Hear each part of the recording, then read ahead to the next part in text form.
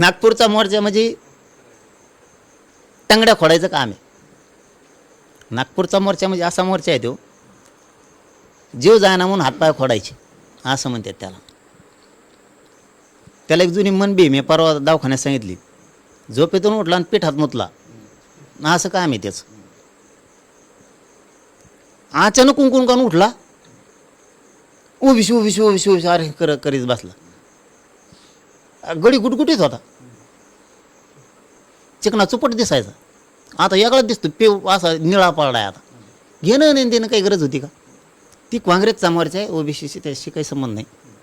ज्या माणसानं ज्यांच्यासाठी 16% आरक्षण दिलं 1994ला, त्या लोकांनी उपकार नाही ठेवला हो त्यांचा, हे माझा म्हणण्याचा उद्देश. ज्या माणसाने तुम्हाला आरक्षण दिलं त्याला घोड्या लावता तुम्ही? हां, हे साधं नाटक आहे काही. आणि मग त्यांना पश्चाताप येत असेल ना, ज्यांना दिलं तेच आपल्या बरोबर नाहीत. कोणत्या जाती त्या 16% आरक्षणात बसल्यात, त्या जातीनं तरी पवारसाहेबाचा उपकार मानायला पाहिजे होता ना.